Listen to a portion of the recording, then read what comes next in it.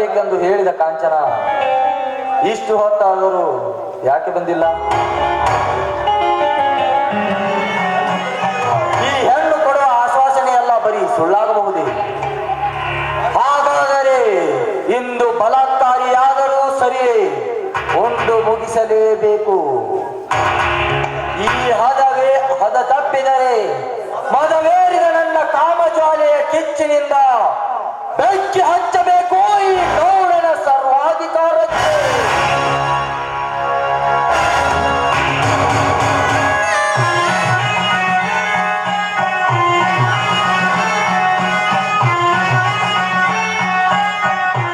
ಯಾಕೆ ರಾಜ ಅಷ್ಟೊಂದು ಕೂಗಾಡಿಸಿ ನಗ್ತಾ ಇದ್ದೀರಲ್ಲ, ಯಾಕೆ? ನಿನ್ನ ನೆನಪಾಗಿ ನಗು ಬಂತು. ಕಾಂಚನ, ಎಲ್ಲಿ ಮರೆಯಾಗಿದ್ದೆ? ಹದ್ದ ಹರಿಯರ ಮಹಡಿ ಮೇಲೆ ಡ್ರೆಸ್ ಚೇಂಜ್ ಮಾಡ್ತಾ ಇದ್ದೆ ರಾಜ. ಕಾಂಚನ, ನಮ್ಮಿಬ್ಬರ ಸರಸಕ್ಕೆ ಇದು ತಕ್ಕ ಸಮಯವಲ್ಲವೇ? ಅದಕ್ಕೆ ಸಮಯ ಇನ್ನೂ ಸಾಕಷ್ಟಿದೆ ರಾಜ. ನನ್ನ ತಂದೆಯ ಎಲ್ಲ ಸರ್ವ ಆಸ್ತಿಗೆ ನೀವೇ ಸರ್ದಾರ ಅಂದಮೇಲೆ ಅದಕ್ಯಾಕೆ ಇಷ್ಟೊಂದು ಚಿಂತೆ ಮಾಡ್ತಿರ್ವೆ ರಾಜ? ನಿಜವಾಗಲೂ ಈ ಮಾತನ್ನ ಹೇಳ್ತೀರಾ? ಮಾತು ತಪ್ಪಿದ ಹೆಣ್ಣು ಕಸದ ತಿಪ್ಪಿಗೆ ಸಮಾನ. ಹಾಗಾದರೆ ನನ್ನನ್ನೀಗ ಇಲ್ಲಿಗೆ ಕರೆಸಿದ ಕಾರಣ? ಆ ಸತ್ಯ ಗುಣವಂತರನ್ನು ಮನೆಯಿಂದ ಹೊರಗೆ ಹಾಕಿದ್ದಕ್ಕೆ, ನಮ್ಮ ಯಜಮಾನರಿಗೆ ಗುಡ್ ಬೈ ಹೇಳುವುದಕ್ಕೆ ನಿಮ್ಗೆ ಬಿಸಿ ಬಿಸಿ ಕಾಫಿ ತೆಗೆದುಕೊಂಡು ಬರಲ್ಲ? ಬೇಡ ಕಾಂಚನ, ನೀ ತರುವ ಕಾಫಿಗಿಂತ ನಿನ್ನ ಸವಿ ಮಾತಿನ ರುಚಿಯೇ ಅಭಿರುಚಿ ಆಗಿರುವಾಗ ಹಾಡೊಂದು ಗೀತೆಯನ್ನು. ಆಯ್ತು ರಾಜ.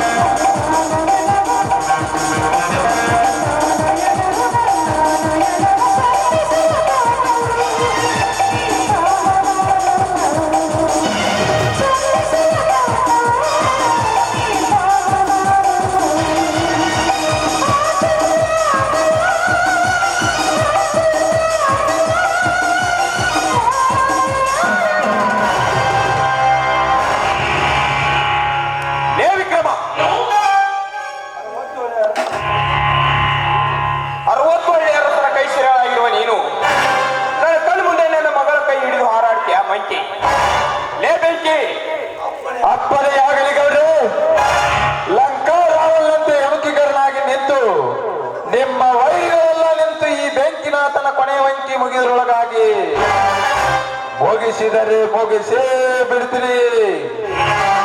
ಸ್ವಲ್ಪ ನಿಧಾನಕ್ಕೆ ಬೆಂಕಿ ಕಡ್ಡಿ ಕೊರಿಲಿ. ಬೆಂಕಿ ಒಮ್ಮಿಲಿಗೆ ನೀನು ಊರಿಗಂತ ತೆಗದ ಸುಟ್ಟು ಬಿಡಬೇಡ. ಯಾಕಂದ್ರ ಅವ್ರ ಕೈ ಹಿಡ್ಕೊಂಡು ನಿಂತಾರಂತಂದ್ರ ಮುಂದ ನಮ್ ಗೌಡ್ರಿಗೆ ಏನೋ ಒಂದು ಒಳ್ಳೇದಾಗ್ತೈತಿ ಅಂತ ಅಪ್ಪ. ಬಾಯಿ ಮುಚ್ಕೊಂಡು ಕಪ್ಪಿಂದ ಲೇವೇಕಿ.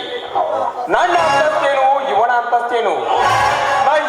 ನಾ ಹೇಳಿದಂತೆ ಕೇಳಿ ಬಿದ್ದಿರುವ ಈ ಭಿಕಾರಿಯಲ್ಲಿಂದ ಬಂತು ಇಷ್ಟೊಂದು ಅಧಿಕಾರ? ಗೌಡ್ರೆ, ನಿಮ್ಮ ಮಾತಿನಲ್ಲಿ ಮಿತಿ ಇರಲಿ. ಭಿಕಾರಿ ಎಂಬ ಭೀಕರ ಶಬ್ದ ಇನ್ನೊಂದು ಸಾರಿ ನನ್ನ ತನ್ನೆದೆಯ ಕಿವಿಗೆ ಅಪ್ಪಳಿಸಿದರೆ ಲಯ ನಿರ್ಮಾಣ ತುಂಬಿರುವ ಈ ವಿಕ್ರಮನಿಂದ ನಿಮ್ಮ ಬೆಟ್ಟ ಬಿಟ್ಟು ಇಬ್ಬಾದವಾದೀತು ಎಚ್ಚರ. ಅಪ್ಪ, ನಿಮ್ಗೆ ಸ್ವಲ್ಪ ಬುದ್ಧಿ ಇದೆಯಾ? ಹೂವಿನ ಮಕರದ ಹೇಳುವುದಕ್ಕೆ ದುಂಬಿ ಬರುವುದು ಸಹಜ. ಆದ್ರೆ ಈ ವಿಕ್ರಮ್ ಹಾಗಲ್ಲ. ನಿಮ್ಮ ಕೀರ್ತಿ ಶಿಖರಕ್ಕೆ ಕಳಸಾರೋಹಣ ಮಾಡೋ ಕೀರ್ತಿವಂತ ಇದೆ. ಏನು ಹೇಳುತ್ತಿರುವೆ ನೀನು? ಅಪ್ಪ, ಬನ್ನಿ ಹೇಳ್ತೀನಿ.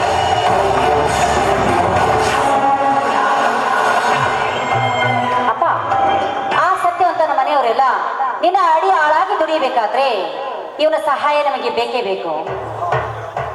ಹಾ ವಿಕ್ರಮ್, ಆವೇಶಕ್ಕೆ ಅನುಮತಿ ಕೊಟ್ಟಿ ಕ್ಷಮಿಸು.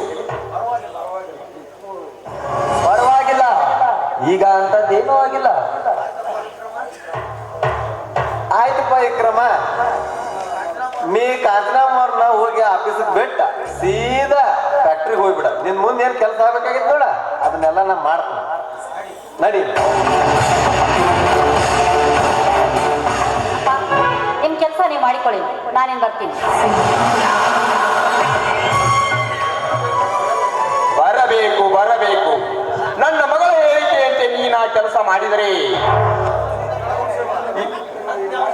ಸತ್ಯಾಂಶದಿಂದ ಬೆಳಗುತ್ತಿರುವ ಈ ನಾನೆಲ್ಲ ನಾನೇ ದೊರೆ.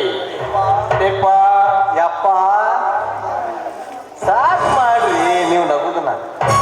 ಯಾಕೆ ಲೇತಿಪ್ಪ, ಏನಾತು? ಈಗೇನು ನೀವು ಅವ್ರ ನಾಶ ಮಾಡ್ಬೇಕಂತೇಳಿ ಗುಸು ಗುಸು ಗುಸು ಗುಸು ಮಾತಾಡಿದ್ರೆ ಅದ್ರೊಳಗೆ ಯಾಕೋ ನನಗೆ ಸ್ವಲ್ಪ ಸಂಶಯ ಬರಾಕತ್ತೈತಿ. ಅಂದರೆ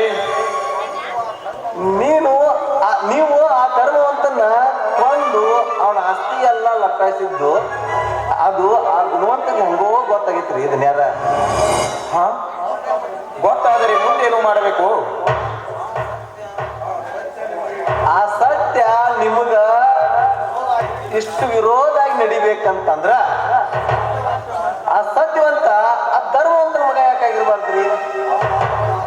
ಹಾಗಾದರೆ ಆ ಸತ್ಯವಂತ ಧರ್ಮವಂತನ ಮಗನೇ ಆದರೆ ಮುಂದೆ ನನ್ನ ಗತಿ ಏನು? ನಿಮಗೇಕೆ ಅಭಯ?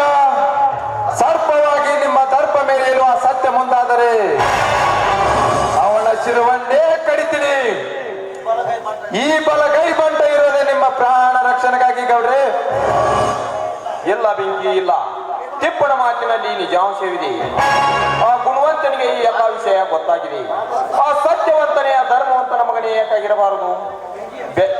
ಬೆಂಕಿ, ಬೇಗನೆ ನಡಿ. ಆ ಧರ್ಮವಂತನ ಇದಕ್ಕೆ ಏನ್ ಮಾಡೋಣ? ಬನ್ನಿ ಹೋಗೋಣ.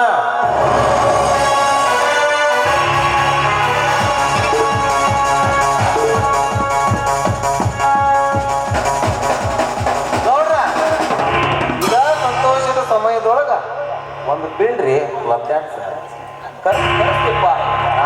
ಚೀಟಿನ ಬಾಳಿತ ಅಂತ ಕಾಣದ ಮಗನ ಕರ್ಸ್. ಬತ್ ಬೆಳ್ಳಿ ಗೊಬ್ಬೆ ಯಾಕೆ ಬಾದ್ರು ನನಗೇನಾಗಲ್ಲ, ಇವ್ರಿಗೆ ಇಬ್ರಿಗೆ